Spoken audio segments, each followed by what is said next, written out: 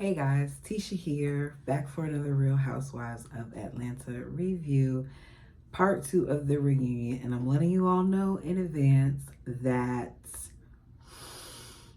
I'm not going to talk about a lot of things because a lot of this was things that we already have heard about, or it was just a whole bunch of back and forth tit for tat, and it's too much to sit there and write down word for word. Courtney continues to speak for Ralph, talking about how Drew had this affair with Ty and she believes everything that Ralph is saying.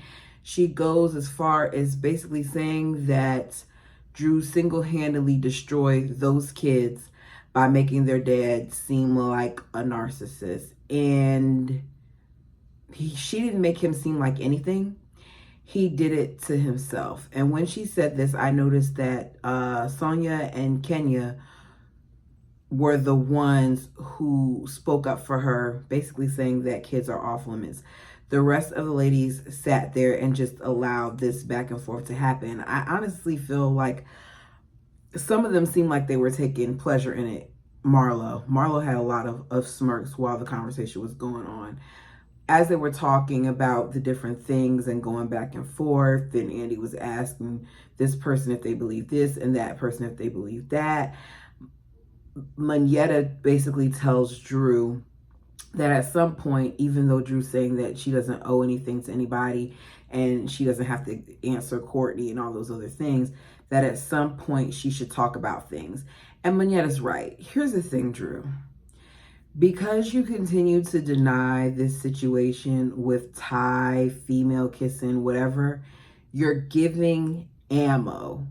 It would be better for you to just admit whatever the situation is and keep it moving, because honestly, it's really not as big of a deal, but you're making it a big deal because you're not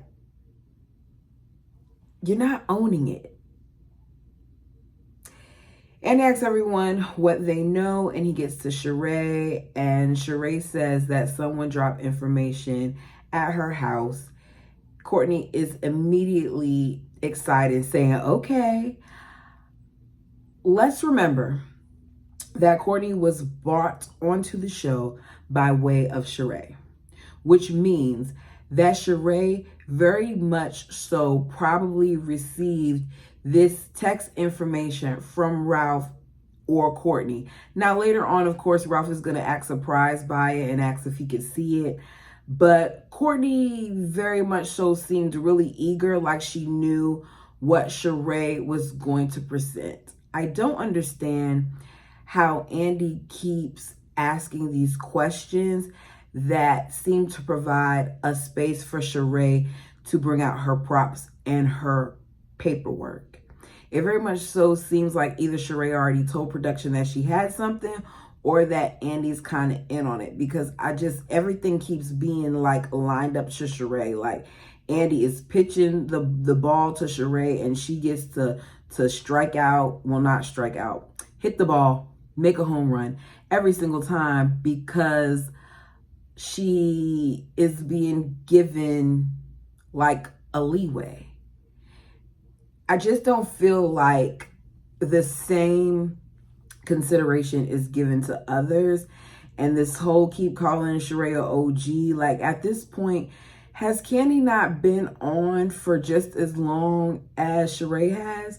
I know that Kandi wasn't there for season 1, but Kandi has been there for several years, unlike Sheree. But we're going to keep going on with this dynamic that Sheree is the OG. When she's presenting this information, a lot of the ladies are asking, like, how did they get in? How were they able to drop it at your door? Because apparently Sheree has a gate and you can't get in through the gate without it, which further makes me feel that this was a friend, or she at least knew who it was, because someone had to let them in order to just drop off the paperwork without you knowing. Whatever. They wrap for lunch, and Sheree and Marlo kiki about Kandi. Wait a second. Before I go there, because I didn't write this down, but Sheree really has made it her business to, go at Kandi and go at Drew. Nothing that Drew did to Sheree warranted Sheree presenting these text messages the way that she did. If Sheree was truly Drew's friend, you would think that she would have showed her them ahead of time so that she could have been made aware, or that she wouldn't bring it at all. But Sheree continues to be the bone collector, and Sheree continues to secretly hold grudges but try to act like she loves and cares about everyone. As I said, they wrap for lunch. Sheree said that one of the reasons why she came for Kandi so much was because Kandi keeps coming for her and talking about her. Kandi was not the only person who spoke about Sheree. We were all on Twitter. We all saw the different things that were said. Did you not watch the season? Did you not see Marlo call the stuff Alibaba? Like, why is it that because Kandi said something, then that means that she's the only one that you go after? We see Ralph embrace his cousin. And it's clear to me that Ralph is already putting on his act, because even that hug and that embrace, he seems so docile. He's sitting there presenting himself like he's the victim, even though he likes to point out that he filed for a divorce first. So why are you presenting yourself like you're oh so hurt and you're oh so this and you're oh so that? I'm not buying it. We get Sonia, we get back and we find out that Sonia, y'all know I always say her name wrong, has lost her baby in New York. It was tragic. She said that she knew that the pregnancy wasn't viable. She had prior engagement. She thought that she was going to be able to do the engagement and then just go back and have the DNC. Now, what I can say is that even though I don't care for her a lot of times, that speaks to just how strong she is, because here you are knowing that a pregnancy that you really wanted isn't viable. And even knowing that, you still went and you did your job. And in the course of all of that, she ended up losing the baby in the taxi. She talks about how traumatic it was and how she had to have a transfusion and how she almost passed out walking into the hospital. It seemed like it was very tragic, but the good news was that a month later, she was pregnant. So she didn't waste any time. A lot of people wait, but she didn't waste any time. She said that everyone else reached out, but she was disappointed because Kenya didn't. Kenya says that she called her. Sonia said that she didn't see that. Kenya, at the end of the day, if you heard that somebody that you care about had all this going on and she didn't answer the phone, the least thing you could have done was sent her a text message, much like what some of the other ladies did. Kenya apologizes and says that, you know, we both wanted to have pregnancies at the same time and all that other stuff, and I'm so sorry this happened to you, but I'm glad that you basically have been blessed with your rainbow baby. They asked Kenya what she's going to do as far as having kids. She said that she has decided that she's going to adopt. She wants a child that's around the age of 3 so she could get past some of the earlier stages. They show some clips of Sonia, and Kenya says that one of the reasons why she unfollowed her is because of all the things that she was saying regarding the DM situation with Ralph and the DM situation with Martell. She said a lot of times she seems like she's biased, and I agree. Sonia then acts like Kenya helping her at her event was calculated, and she says she doesn't show up for her off camera. She could have easily told you no, Sonia. She could have said, no, I'm not going to do your event. Don't do that to her. And Kenya said, don't do that to her. I agree with Kenya. Like, you didn't pay her and she didn't have to do it. And regardless or not, if the money went to you, it did benefit your organization because it was presented from your organization. It wasn't presented to the shelter from Kenya. So it did benefit you, and Kenya did a great job. I don't think that they're close enough that... Why did I write they aren't that close? I just don't think that they're that close. I think that a lot of the reasons why they won't see it for each other because they aren't close. And truly, let's be clear, the girl picked a side, and that's fine. like Candy said, it's hard to gauge if you're truly in the middle because you say and do things that people who try to stay neutral don't do. Andy asked Candy some questions from the viewers. One is involving Speak On It, and the other is involving Candy's role on the show. Candy basically says, like, she does her Speak On It, she addresses what she has to say, and she responds to what is said, and that's that. She's not going to stop it. Candy, to be fair, Candy was doing Speak On It before she was doing a Real Housewives of Atlanta reviews. If the other ladies want to do it, they can go and do it. It's not really that big of a deal. We all know, if you follow Candy, you know that there was a lot that wasn't shown. The producers could have very easily went to all these different locations and been a part of all the different things that she had going on, but they chose not to. So I'm tired of the narrative that Candy isn't showing up or Candy is missing all these events. Candy missed a few events that we were shown, and she made what she could make. If she didn't make it, she didn't make it. I watched some of her Speak On It, and on her Speak On It, she said that her agent actually gave them her dates before they even created the dates of different things that were going to go on for the show. So they were well aware of her prior obligations. Some kind of way, Candy brings up Sheree and how Sheree doesn't show that much either. And Sheree says that she was brought back to add value to the show. We then get into this shooting thing, and once again, production drops the ball because they did not hold Marlo to the fire. Even Andy, he asked certain questions, but it didn't seem like he digged in the way he should have. Bottom line is Marlo wanted more from Candy. She wanted some chicken. She wanted some flowers. She wanted Candy to call her sister. She just felt like Candy should have done more. And Candy says she feels like she did enough. She sat there. She talked to her. She embraced her. They had a moment. She didn't even know her sister that well. And she didn't even know Marlo's nephew that well. So really, I feel like Marlo is asking for a bit much because you wanted all that from Candy. But what did you request from the other ladies? We didn't hear any of that. We didn't hear you bring up how Sheree did this for you or Sheree did that for you, or anything like that. So I don't quite get it. Candy brings up how she notices that the ladies do not hold anyone else to the fire the way that they do her, that Marlo basically wanted to challenge her, and she did. Marlo says that she's been friends with Candy for 15 years. Candy says, we have not been friends for 15 years. Basically, y'all may have known each other for 15 years. That doesn't mean that you all are friends.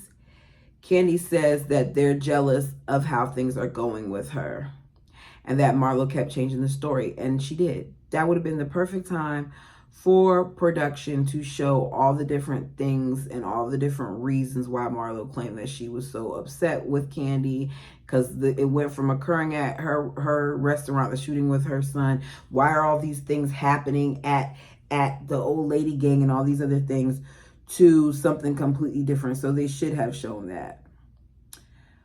Sonia then speaks up for Marlo again, trying to give reasons as to why Marlo feels the way she feels and trying to act like that's really the reason why Marlo brought it up. And again, shut up. I like that Candy told her, like, stay over there. I don't want to have an issue with you. I don't want to argue with you. And she was right in saying that, because really, y'all are trying to act like you don't see what everybody else sees, and that's insane to me. These friendships are just weird to me.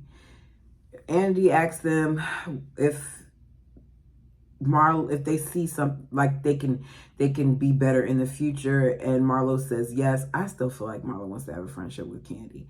Candy says that she'll be cordial, and that's basically it. And if she comes for her, then she'll come for her again and be cordial when she sees her. So basically, as far as the show is concerned, she'll be cordial, but outside of that, she'll need to deal with her.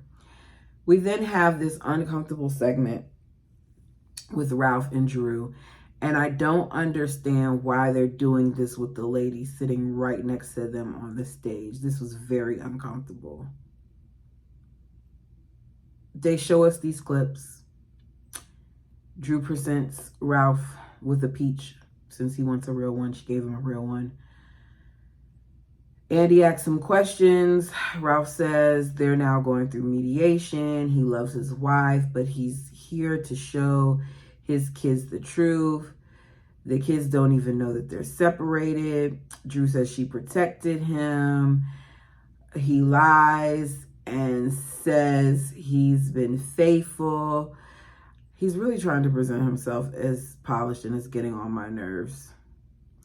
Drew said that he's played in her face for 3 years and he's had various situations with different females, that he tries to act like he's bettering himself, but yet he blocked Dr. Ken because Dr.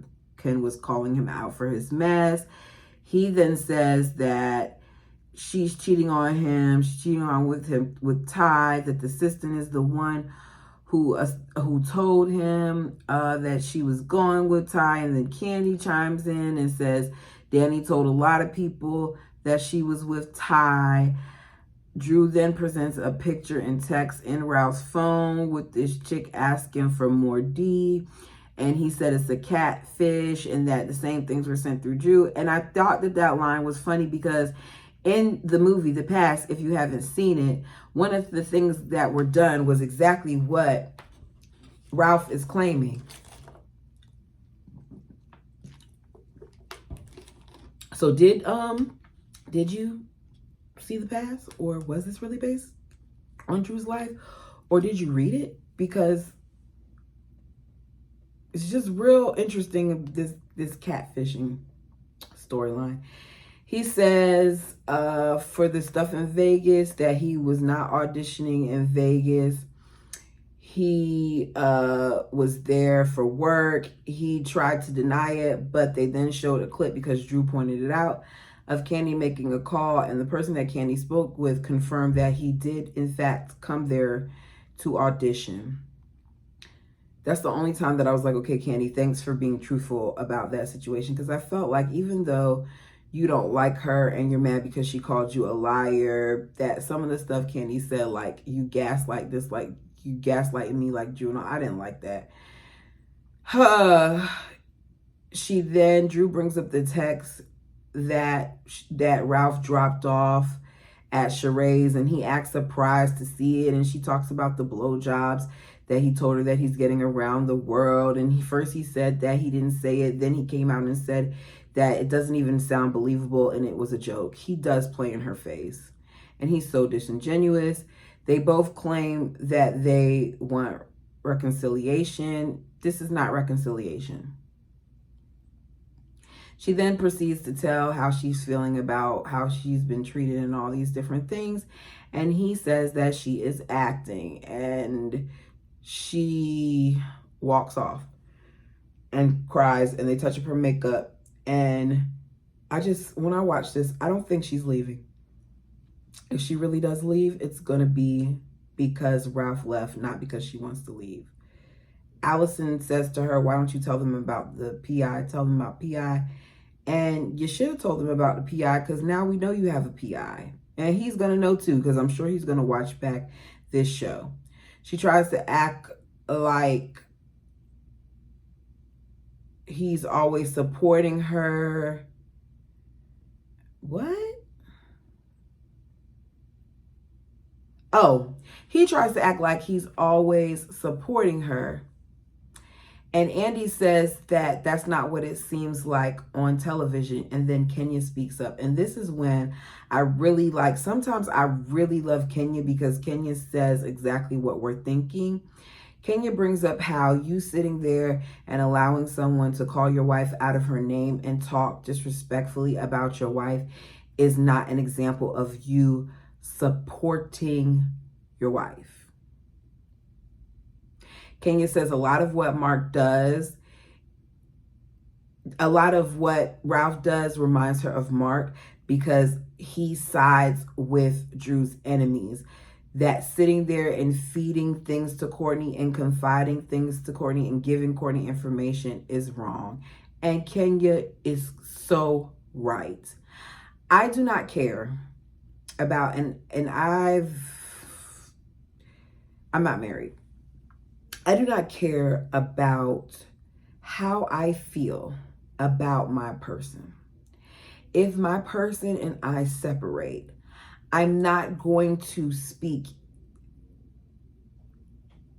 to someone that my person, or someone who once was my person, no longer likes and talk about them. That didn't make any sense. I'm listening to what I said. That didn't make any sense. Y'all forgive me. It's been a really long week. My point is, if you know that your wife doesn't like Courtney, it's wrong of you to confide in Courtney. There we go, people. That makes more sense. Y'all, he asked Kenya how long she was married. So basically you trying to act like what Kenya's saying doesn't matter. And even if Kenya said what she said and she was only married for a month, there was validity in it. Kenya was speaking facts and he didn't like it.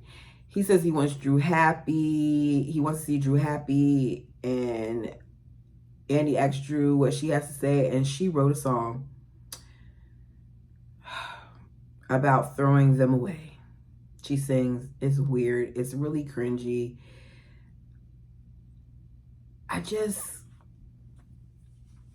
Y'all, I'm sorry this is trash, but the reunion was trash. I don't have a lot to give. I can't fake it. I just cannot fake it. I was mad.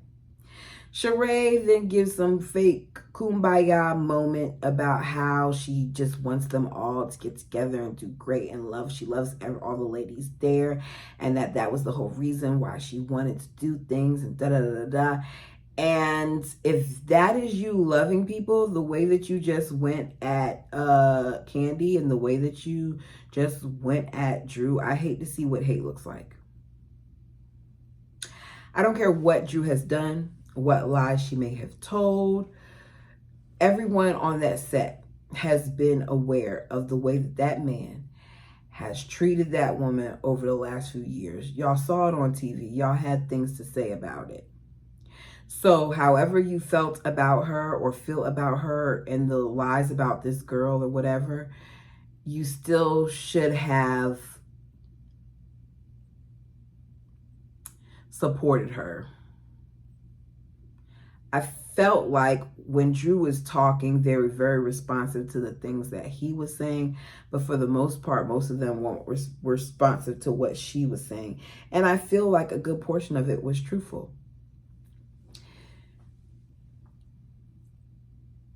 Y'all, I don't know where we go from here. I'm sorry this is so trash, but I just really wasn't feeling it. And honestly, I wasn't even going to do the review because this whole thing is draining. Hopefully, when they come back, they would have revamped things and we will see a better production and we'll actually get real things going on in people's lives, and we won't have fabricated storylines, and they won't try to make us think things like Sheree is with this guy that we know that she's not with, and that we'll get over the whole Candy bashing thing, and Candy will get over this whole I don't know. I don't think that this whole thing with Drew, yes, she called you a liar, but is it this deep that now you anti-Drew? She seemed more anti-Drew than she sees anti-Marlo. It's interesting to me. Anyways, y'all let me know your thoughts down below. Like, comment, subscribe. Until next time.